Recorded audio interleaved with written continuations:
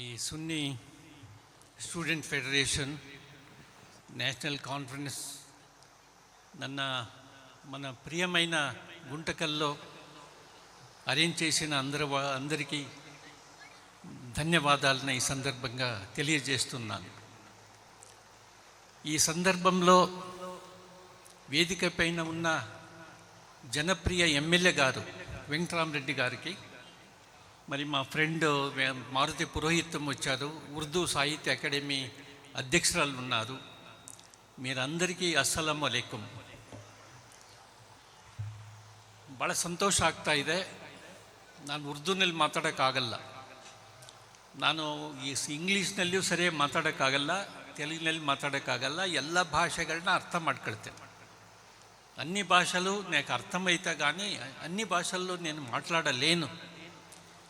మన ఇండియా అంటే భారతం చాలా వైవిధ్యమయ ఒక ದೇಶಂ. ನಮ್ಮ ಭಾರತದಲ್ಲಿ ಎಷ್ಟು ನಮೂನಿ ಜನ ಇದ್ದಾರೆ, ಎಷ್ಟು ನಮೂನಿ ಜಾತಿಗಳಿವೆ, ಎಷ್ಟು ಭಾಷೆಗಳಿವೆ. ಇದು ಭಾಳ ಕುವೆಂಪು, ಕನ್ನಡ ಸಾಹಿತ್ಯದ ದೊಡ್ಡ ರಾಷ್ಟ್ರಕವಿ ಕುವೆಂಪು ಅವರು ಮಾತು ಹೇಳಿದ್ದಾರೆ. ಭಾರತ ಅಂದರೆ ಸರ್ವ ಜನಾಂಗದ ಶಾಂತಿಯ ತೋಟ. ಇಲ್ಲಿ ಎಲ್ಲ ಜನರದ್ದು ಇರ್ತಕ್ಕಂಥ ಎಲ್ಲ ಬಗೆ ಬಗೆಯ ಹೂಗಳಿದ್ದರೆ ಹೇಗೆ ಒಂದು ತೋಟ ಸುಂದರವಾಗಿ, ಬಗೀಚಾ ಸುಂದರವಾಗಿ ಕಾಣಿಸುತ್ತೋ ಹಾಗೆ ನನ್ನ ದೇಶ ಇಷ್ಟೊಂದು ವೈವಿಧ್ಯಮಯವಾಗಿರ್ತಕ್ಕಂಥ ಜನಾಂಗಗಳಿಂದ ಭಾಳ ಸುಂದರವಾಗಿ ಕಾಣಿಸ್ತಾ ಇದೆ.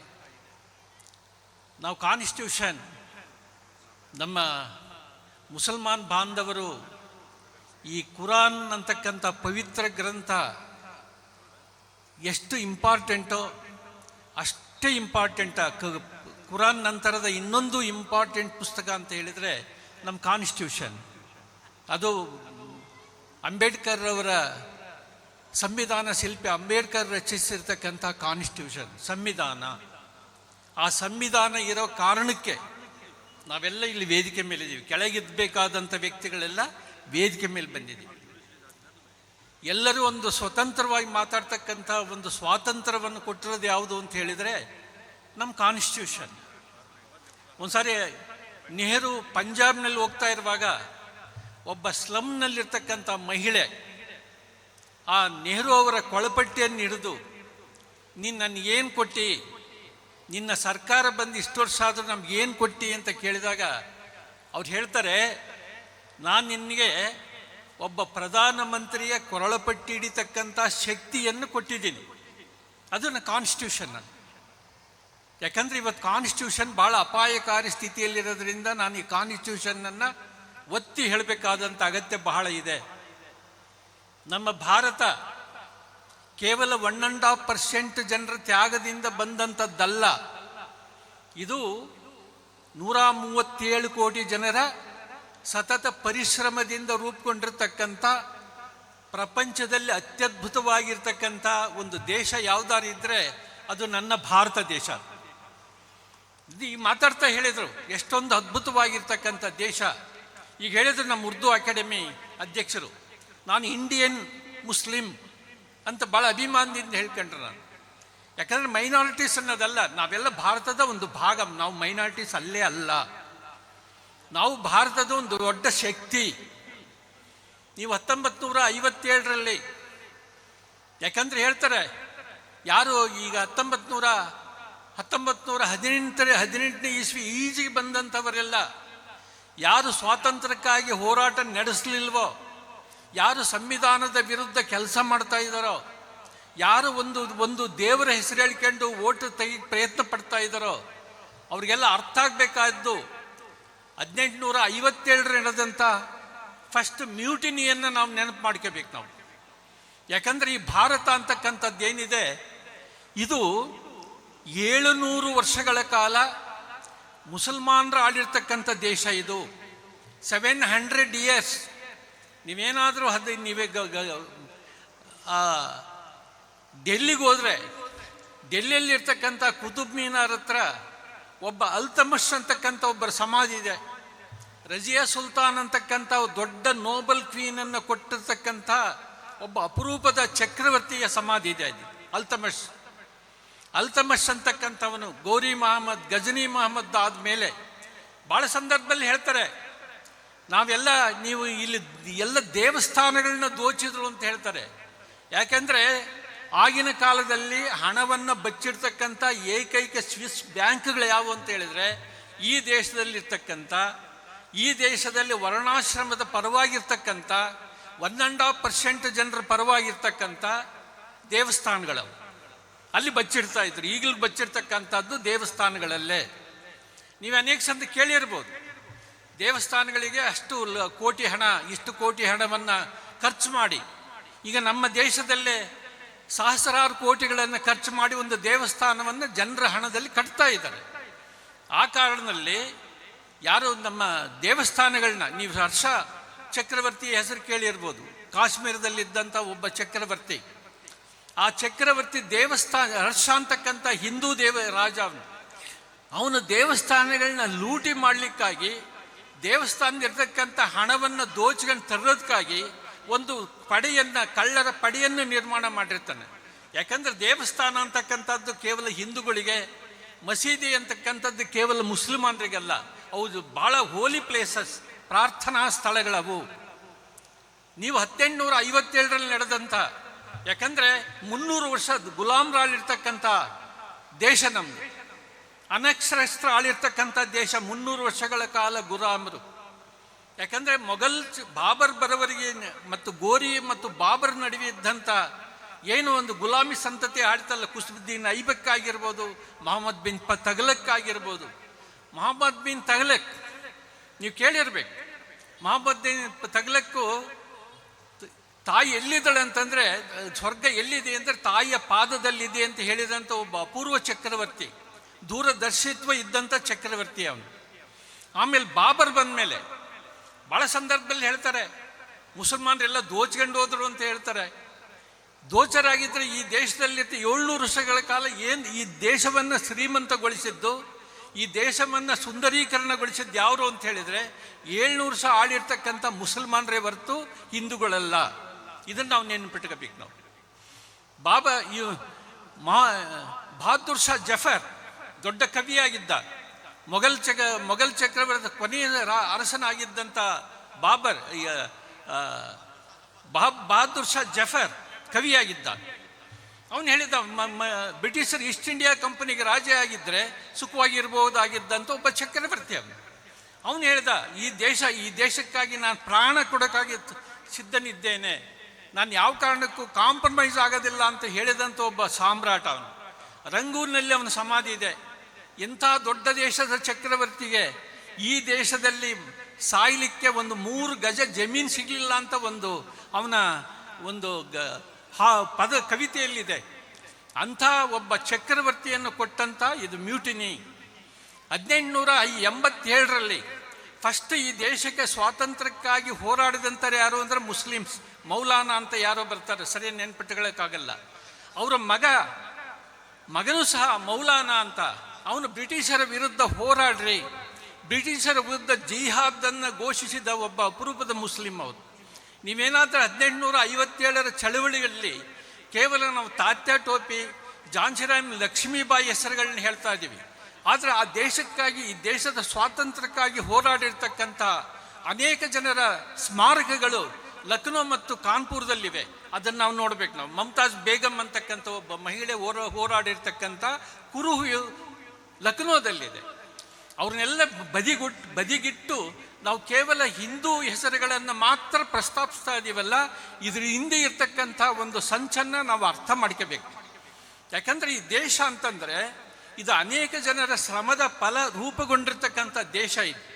ನೀವೇನಾದರೂ ಟಿಪ್ಪು ಸುಲ್ತಾನ್, ಹಜರತ್ ಟಿಪ್ಪು ಸುಲ್ತಾನ್ ಭಾಳ ದೊಡ್ಡ ಚಕ್ರವರ್ತಿ, ಎಲ್ಲರೂ ಕಾಂಪ್ರಮೈಸ್ ಆದರು.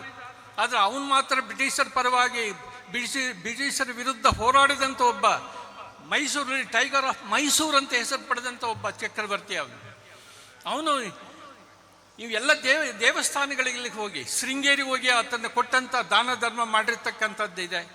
ಆಮೇಲೆ ತುಮಕೂರಿಗೆ ಹೋಗ್ತಾ ದಾರಿಯಲ್ಲಿ ಶಿಬಾರ ಅಂತ ಇದೆ, ಅಲ್ಲಿ ಲಕ್ಷ್ಮೀ ನರಸಿಂಹಸ್ವಾಮಿ ದೇವಸ್ಥಾನಗಳಲ್ಲಿ ರಾಮಾಯಣ ಮತ್ತು ಮಹಾಭಾರತದ ಚಿತ್ರಗಳನ್ನು ಬರೆಸಿದ್ದಾನೆ. ಅದು ಪವಿತ್ರವಾಗಿರುತ್ತೆ. ಇದು ನನ್ನ ದೇಶ ಅಂತ ಹೋರಾಡಿದಂಥ ಒಬ್ಬ ದೊಡ್ಡ ರಾಜ, ದೊಡ್ಡ ಚಕ್ರವರ್ತಿ, ಸುಲ್ತಾನ ಅಂತ ಕರೆಸ್ಕೊಂಡಂಥ ವ್ಯಕ್ತಿ ಅವನು. ಅಮೃತ ತಳಿ ಅಂತಕ್ಕಂಥ ಒಂದು ಆಕಳನ್ನು ಅಭಿವೃದ್ಧಿಪಡಿಸಿದಂಥ ವ್ಯಕ್ತಿ ಅವನು. ಇಂಥನ್ನೆಲ್ಲ ನಾವು ದೂರ ಇಡ್ತಾ ಇದ್ದೀವಿ. ಯಾಕಂದರೆ ಈಗ ಮುಂದಿನ ತಿಂಗಳು ರಂಜಾನ್ ಬರ್ತಾ ಇದೆ, ಭಾಳ ಪವಿತ್ರವಾಗಿರ್ತಕ್ಕಂಥ ರಂಜಾನ್. ಹಜರತ್ ಪೈಗಂಬರದ ಒಂದು ಜೀವನದಲ್ಲಿ ಒಂದು ಘಟನೆ ಇದೆ. ಸ್ನಾನ ಮಾಡುವಾಗ ಪೈಗಂಬರ್ ಸ್ನಾನ ಮಾಡ್ತಕ್ಕಂಥ ಸಂದರ್ಭದಲ್ಲಿ ಒಂದು ಚೇಳು ಅವ್ರನ್ನ ಕುಟುಗುತ್ತೆ. ಆ ಚೇಳನ್ನು ತಗೊಂಡು ಪಕ್ಕದಲ್ಲಿಡ್ತಾರೆ. ಎರಡನೇ ಸಾರಿ ಅದೇ ಚೇಳು ಕಡಿತದೆ, ಮತ್ತೆ ಎರಡನೇ ಸಾರಿ ಆ ಕಡೆ ಪಕ್ಕದಲ್ಲಿಡ್ತಾರೆ. ಮೂರನೇ ಸಾರಿ ಕಡಿದಾಗ ಆ ಚೇಳನ್ನು ಮತ್ತೆ ಇಡ್ತಾರೆ. ಪಕ್ಕದಲ್ಲಿರ್ತಕ್ಕಂಥ ಒಬ್ಬ ಗೆಳೆಯ ಕೇಳ್ತಾರೆ, ಅಯ್ಯೊಬ್ಬ ಜನಾಬ್ ಅದನ್ನು ಹೊಡಿಬೋದಾಗಿತ್ತಲ್ಲ, ಕೊಲ್ಲಬೋದಾಗಿತ್ತಲ್ಲ, ಅದನ್ನು ಯಾಕೆ ನೀವು ಅಲ್ಲಿಟ್ರಿ ಅಂತ ಕೇಳಿದಾಗ ಅವ್ರು ಹೇಳ್ತಾರೆ, ಕಡಿತಕ್ಕಂಥದ್ದು ಚೇಳಿನ ಧರ್ಮ, ಅದನ್ನು ರಕ್ಷಣೆ ಮಾಡ್ತಕ್ಕಂಥದ್ದು ನನ್ನ ಧರ್ಮ ಅಂತ ಹೇಳಿದಂಥ ಒಬ್ಬ ದೊಡ್ಡ ಪ್ರವಾದಿಗಳವರು. ಆ ರಂಜಾನ್ ಅಂತಕ್ಕಂಥ ಒಂದು ಕಾನ್ಸೆಪ್ಟ್ ಏನಿದೆ, ಅದು ಇಡೀ ಸೋಷಿಯಲಿಸ್ಟಿಕ್ ಆಗಿರ್ತಕ್ಕಂಥ ಒಂದು ಕಾನ್ಸೆಪ್ಟ್. ಪ್ರಪಂಚದ ಎಲ್ಲ ಧರ್ಮಗಳಿಗೆ, ಪ್ರಪಂಚದಲ್ಲಿರ್ತಕ್ಕಂಥ ಎಲ್ಲ ಸಂವಿಧಾನಗಳಿಗೆ ಮಾರ್ಗದರ್ಶನ ನೀಡ್ತಕ್ಕಂಥ ಒಂದು ಪವಿತ್ರ ಗ್ರಂಥ ಯಾವ್ದಾರ ಇದ್ದರೆ ಅದು ಕುರಾನ್. ಅದು ರಂಜಾನ್ ತಿಂಗಳು ನಡೀತಕ್ಕಂಥ ಒಂದು ಧಾರ್ಮಿಕ ಚಟುವಟಿಕೆಗಳು. ಅಲ್ಲಿ ರಜಾಕ್ ಅಂತ ಬರುತ್ತೆ. ಅಂದರೆ ನೀನು ದುಡಿದಂಥ ಹಣದಲ್ಲಿ ನೋಡಿ, ಯಾವ ಧರ್ಮದಲ್ಲಿ ಹೇಳಿದೆ, ನೀನು ಬಡ್ಡಿ ಕೊಡಬೇಡ, ಕುಡಿಬೇಡ, ಈ ಪರರ ಹಿಂಸೆ ಮಾಡಬೇಡ, ಪಕ್ಕದ ಮನೆಯವನು ಉಪವಾಸ ಇದ್ದಾಗ ನೀನು ಹೊಟ್ಟೆ ತುಂಬ ಊಟ ಮಾಡಬೇಡ, ಅವನ್ನ ಹೊಟ್ಟೆ ತುಂಬ ಅವನಿಗೆ ಊಟ ಹಾಕಿ ಆಮೇಲೆ ನೀನು ಊಟ ಹೇಳಿದಂಥ ಧರ್ಮ ಯಾವುದು ಅಂತಂದರೆ ಅದು ಇಸ್ಲಾಂ ಧರ್ಮ.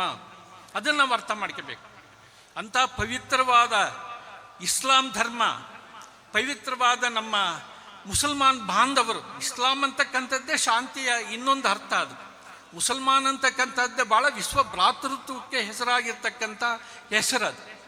ಆದರೆ ಈ ದಿನದಲ್ಲಿ ಏನಾಗ್ತಾ ಇದೆ ಅಂದರೆ, ನಮ್ಮನ್ನು ಅಂದರೆ ಮುಸಲ್ಮಾನರನ್ನು ಸಮಾಜದಿಂದ ಹೊರಗಿಡ್ತಕ್ಕಂಥ ಕೆಲಸ ನಡೀತಾ ಇದೆ.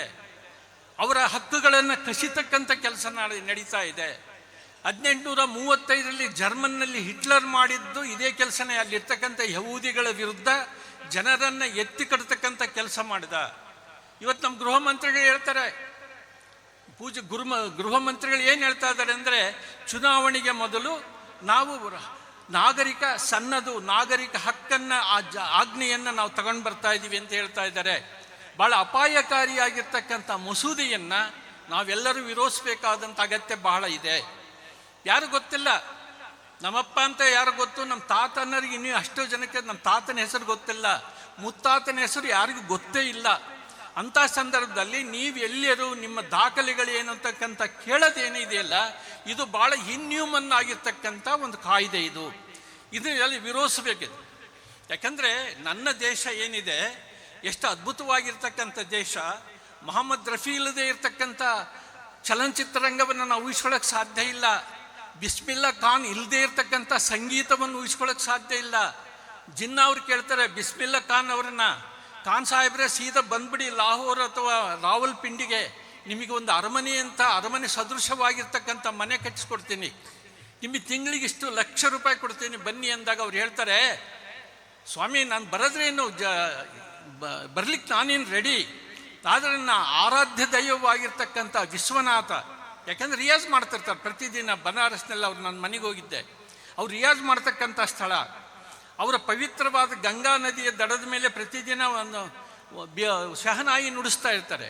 ನನ್ನ ಜೊತೆಗೆ ಈ ಎರಡು ಸ್ಥಳಗಳನ್ನು, ಒಂದು ಗಂಗಾ ನದಿ ಮತ್ತು ವಿಶ್ವನಾಥನ ನೀವು ಪಾಕಿಸ್ತಾನಕ್ಕೆ ಕರ್ಕೊಂಡು ಹೋಗೋದಾದರೆ ಅವರೊಟ್ಟಿಗೆ ನಾನೂ ಬರ್ತೀನಿ ಅಂತ ಹೇಳಿದಂಥ ಒಬ್ಬ ಮಹಾನ್ ಸಂಗೀತಗಾರ, ಮಹಾನ್ ದೇಶಭಕ್ತ ಯಾರು ಅಂತ ಹೇಳಿದರೆ ಅದು ಬಿಸ್ಮಿಲ್ಲಾ ಖಾನ್.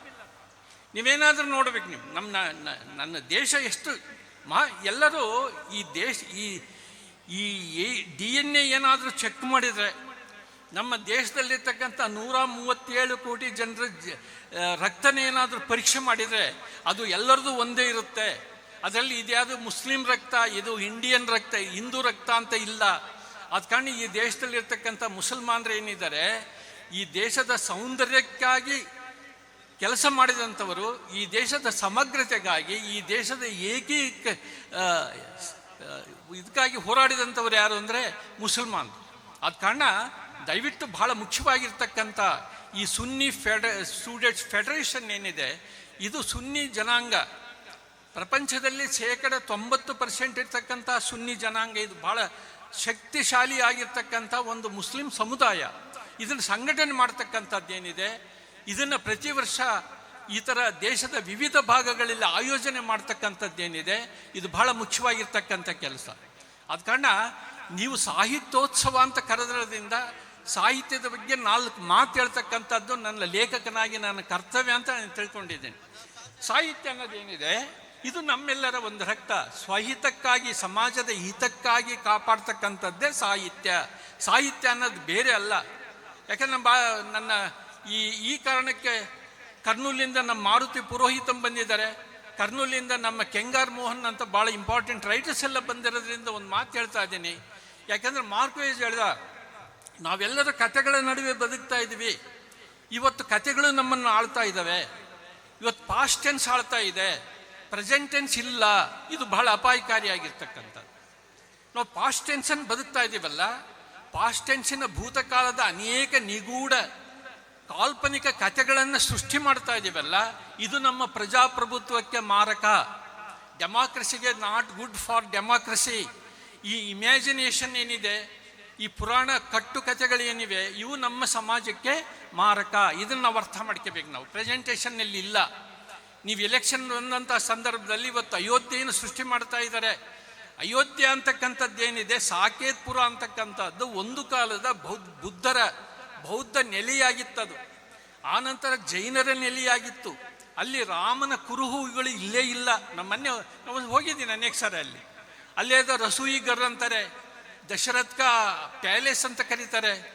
ಅವ್ಯಾವು ಇತ್ತೀಚೆಗೆ ಕಟ್ಟಿರ್ತಕ್ಕಂಥ ಕಳೆದ 1.5 ಶತಮಾನಗಳಿಂದ ನಿರ್ಮಿಸಲ್ಪಟ್ಟಂಥ ಇವು. ಆಮೇಲೆ ಅಲ್ಲಿ ಸರಿಯಾದ ನ್ಯಾಯ, ಬಾಬ್ರಿ ಮಸೀದಿಯ ಧ್ವಂಸ ಆದ ನಂತರ ನಾನು ಹೋಗಿದ್ದದು. ಆನಂತರ ಅದು ಸರಿಯಾದ ಒಂದು ವಿಚಾರಣೆ ನಡೆದಿಲ್ಲ ಅದು ಆಗಿನ ಕಾಲದಲ್ಲಿ. ಏಕೆಂದರೆ ಕಳೆದ 200 ವರ್ಷಗಳಲ್ಲಿ ಏನು ಒಂದು ಆ ಸ್ಥಳಕ್ಕಾಗಿ ಏನು ಜಗಳ ನಡೀತಾ ಇದೆಯಲ್ಲ, ಅದು ಪ್ರಜಾಪ್ರಭುತ್ವಕ್ಕೆ ಪೂರಕವಾಗಿಲ್ಲ. ಈ ದೇಶದಲ್ಲಿರ್ತಕ್ಕಂಥ ಅಲ್ಪಸಂಖ್ಯಾತರ ಆಶಯಗಳಿಗೆ ಪೂರಕವಾಗಿಲ್ಲ. ಅದು ಅವಸರ ಬರ್ಸದಿಂದ ಅದನ್ನು ಕೆಡವಲಾಗಿದೆ. ಕೆಡುವುದರಿಗೆ ಭಾರತ ರತ್ನವನ್ನು ಕೊಡಲಾಗಿದೆ. ಯಾಕಂದರೆ ಭಾರತ ರತ್ನ ಎದಕ್ಕೆ ಮೊನ್ನೆ ಅನೌನ್ಸ್ ಮಾಡಿದ್ದಾರೆ ನಮ್ಮ PV ನರಸಿಂಹರಾವ್ ಅವರಿಗೆ. ಅವರು ಆ ಮಸೀದಿಯನ್ನು ಕೆಡವತಕ್ಕಂಥ ಸಂದರ್ಭದಲ್ಲಿ ಸಹಕರಿಸಿದಂಥ ಆ ಕಾಲದಲ್ಲಿ ಇದ್ದಂಥ 1993ರಲ್ಲಿ ಇದ್ದಂಥ ಪ್ರಧಾನಮಂತ್ರಿಗಳಾದ್ದರಿಂದ ಅವರಿಗೆ ಭಾರತ ರತ್ನವನ್ನು ಕೊಟ್ಟಿದ್ದಾರೆ. ಆದ ಕಾರಣ ಈ ಸನ್ನಿವೇಶ ಏನಿದೆ ಭಾಳ ಅಪಾಯಕಾರಿ ಸನ್ನಿವೇಶದಲ್ಲಿ ನಾವು ವೈಜ್ಞಾನಿಕವಾಗಿ ವೈಚಾರಿಕವಾಗಿ ಆಲೋಚನೆ ಮಾಡ್ತಕ್ಕಂಥ ಕೆಲಸವನ್ನು ಅನೇಕ ಜನ ಗೆಳೆಯರು ಮಾತಾಡಿದರು ಪ್ರಸ್ತಾವನೆ ಸಂದರ್ಭದಲ್ಲಿ. ಭಾಳ ವೈಚಾರಿಕವಾಗಿ ನಮ್ಮನ್ನು ನಾವು ರೂಪಿಸಬೇಕು, ವೈಜ್ಞಾನಿಕವಾಗಿ ನಮ್ಮನ್ನು ರೂಪಿಸಬೇಕು. ನೀವೆಲ್ಲಾದರೂ ಪ್ರಪಂಚದಲ್ಲಿ 168 ಮುಸ್ಲಿಂ ಕಂಟ್ರೀಸ್ನಲ್ಲಿವೆ. 168 ಮುಸ್ಲಿಂ ಕಂಟ್ರೀಸ್ಗಳಲ್ಲಿ ಎಲ್ಲಾದರೂ ಮುಸ್ಲಿಮಿಗೆ ಸಂಬಂಧಪಟ್ಟಂಥ ಒಂದು ವೈನ್ ಸ್ಟೋರ್ ಇಲ್ಲ. ಯಾಕಂದರೆ ಕುರಾನ್ ಭಾಳ ಕಟ್ಟುನಿಟ್ಟಾಗಿ ಹೇಳಿದೆ, ಕುಡಿಯೋದ್ರ ಬಗ್ಗೆ ಮದ್ಯಪಾನವನ್ನು ವಿರೋಧಿಸಿರ್ತಕ್ಕಂಥ ಧರ್ಮ ಅದು. ಬೀಡಿ ಸಿಗರೇಟ್ ಸೇದಬಾರ್ದು ಅಂತ ಹೇಳಿರ್ತಕ್ಕಂಥ ಧರ್ಮ, ಸತ್ಯ ಹೇಳಬೇಕಂತ ಹೇಳಿದ ಧರ್ಮ ಅಲ್ವಾ. ನಿನ್ನ ದುಡಿಮೆಯ ಹಣವನ್ನು ಬಡವರಿಗೆ ಕೊಡು ಹೇಳಿರ್ತಕ್ಕಂಥ ಅದು ಒಂದು ಧರ್ಮ ಅದು. ಯಾಕಂದರೆ ಇಂಥ ಒಂದು ಸೋಷಲಿಸ್ಟಿಕ್ ಆಗಿರ್ತಕ್ಕಂಥ ರಿಲಿಜಿಯನ್ ಪ್ರಪಂಚದಲ್ಲಿ ಯಾವುದು, ನಾನು ಬೇರೆ ಧರ್ಮಗಳನ್ನು ಕೆಳಗಣಿಸಿ ಹೇಳ್ತಾ ಇಲ್ಲ. ಇಸ್ಲಾಂ ಧರ್ಮದ ವೈಶಿಷ್ಟ್ಯತೆಯನ್ನು ನಾವು ಅರ್ಥ ಮಾಡ್ಕೋಬೇಕಲ್ಲ. ಯಾಕಂದರೆ ಇಸ್ಲಾಂ ಧರ್ಮ ಅಂದರೆ ಕೇವಲ ಮುಸ್ಲಿಮಿಗೆ ಸಂಬಂಧಪಟ್ಟದ್ದಲ್ಲ, ಅದು ನನಗೆ ಸಂಬಂಧಪಟ್ಟದ್ದು. ನಾನು ಸ್ಕೂಲ್ ಟೀಚರಾಗಿ ಕೆಲಸ ಮಾಡ್ತಕ್ಕಂಥ ಸಂದರ್ಭದಲ್ಲಿ ನಾನು ನನ್ನ ಸ್ಕೂಲಲ್ಲಿ ಇದ್ದಂಥ ಮುಸ್ಲಿಂ ಮಕ್ಕಳುಗಳಿಗೆ ಪ್ರತಿ ವರ್ಷ ಒಂದು ಇಫ್ತಾರನ್ನು ಕೊಡ್ತಾ ಇದ್ವಿ. ನಾವು ಅವರಿಗೆ ಊಟದ ವ್ಯವಸ್ಥೆ ಮಾಡ್ತಾ ಇದ್ವಿ. ನಾವೆಲ್ಲ ಮೇಷಗಳು ಪಟ್ಟಿ ಹಾಕ್ಕೊಂಡು. ಯಾಕಂದರೆ ಈ ಥರ ಒಂದು ಅಲ್ಪಸಂಖ್ಯಾತರಲ್ಲಿ ಜೀವನೋತ್ಸಾಹವನ್ನು ಆತ್ಮವಿಶ್ವಾಸವನ್ನು ಕುದುರಿಸ್ತಾ ಇದ್ದರೆ ನಮ್ಮ ಪ್ರಜಾಪ್ರಭುತ್ವ, ನನ್ನ ಡೆಮಾಕ್ರಸಿ, ನನ್ನ ಕಾನ್ಸ್ಟಿಟ್ಯೂಷನ್ ಫೇಲ್ ಆಗ್ತತೆ. ಕಾನ್ಸ್ಟಿಟ್ಯೂಷನ್ ಎಲ್ಲಿ ಫೇಲ್ ಆಗುತ್ತೋ ಅಲ್ಲಿ ದೇಶ ಛಿದ್ರ ವಿಛಿದ್ರ ಆಗ್ತತೆ. ಅದ ಕಾರಣ ಕಾನ್ಸ್ಟಿಟ್ಯೂಷನ್ ರಕ್ಷಣೆ ಮಾಡ್ತಕ್ಕಂಥ ಕೆಲಸವನ್ನು ನಾವೆಲ್ಲರೂ ಮಾಡಬೇಕು. ಆಮೇಲೆ ಆರಂಭದಲ್ಲಿ ಪ್ರಿಯಾಂಬಲ್ ಆಫ್ ದಿ ಕಾನ್ಸ್ಟಿಟ್ಯೂಷನ್ ಪೀಠಿಕೆಗಳನ್ನು ನಾವು ಓದಬೇಕಾಗಿತ್ತು. ಆ್ಯಕ್ಚುಲಿ ಸಮಯದ ಅಭಾವದಿಂದ ಅದು ಓದೋಕ್ಕಾಗ್ತಾ ಇಲ್ಲ. ಭಾಳ ಮುಖ್ಯವಾಗಿರ್ತಕ್ಕಂಥ ಒಂದು ಸಾಂಸ್ಕೃತಿಕ ಸನ್ನಿವೇಶದಲ್ಲಿ ನಾವು ಅದೀವಿ.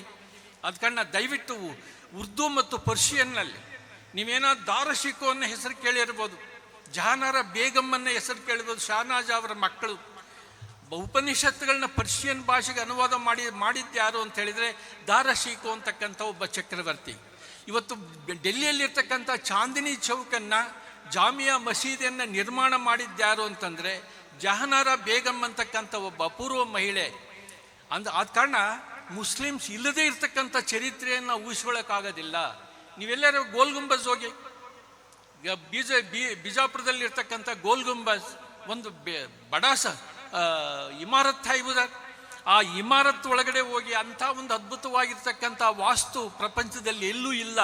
ಅದನ್ನು ಯಾರಿಗೆ ಕಟ್ಟಿಸಿದ್ರು ಅಂತ ಹೇಳಿದರೆ, ಆಲಿ ಆದಿಲ್ ಶಾ ಅದನ್ನು ಯಾರಿಗೆ ಕಟ್ಟಿಸಿದ್ರು ಅಂದರೆ ರಂಭಾ ಅಂತ ಒಬ್ಬ ಹಿಂದೂ ಮಹಿಳೆಯಾಗಿ, ರಂಭಾ ಹೆಸರಿನ ಪ್ರಿಯತಮಿಗಾಗಿ ಕಟ್ಟಿಸಿರ್ತಕ್ಕಂಥ ಒಂದು ಇಮಾರತ್ ಅದು. ಹೀಗೆ ಹಿಂದೂ ಮತ್ತು ಟೈಮ್ ಭಾಳಷ್ಟು ವಿಷಯಗಳ ಡಿಸ್ಕಸ್ ಆಗಬೇಕಾಯಿತು. ನಾನು ಕೂಡ ಬೆಂಗಳೂರಿಗೆ 1 ಗಂಟೆಗೆ ಇಲ್ಲಿಂದ ಟ್ರೈನ್ ಇರೋದ್ರಿಂದ ನಾನು ಸನ್ಮಾನ್ಯ ವೆಂಕಟರಾಮರೆಡ್ಡಿಯವರ ಮತ್ತು ಉರ್ದು ಅಕಾಡೆಮಿ ಅಧ್ಯಕ್ಷರನ್ನು ಪರ್ಮಿಷನ್ ತಗೊಂಡು ಇಲ್ಲಿಂದ ಹೋಗಲಿಕ್ಕೆ ನೀವು ದಯವಿಟ್ಟು ನನಗೆ ಅನುಮತಿ ನೀಡಬೇಕು ಅಂತ ಕೇಳಿ ನನ್ನ ಮಾತುಗಳನ್ನು ಮುಗಿಸ್ತೀನಿ. ನಮಸ್ಕಾರ.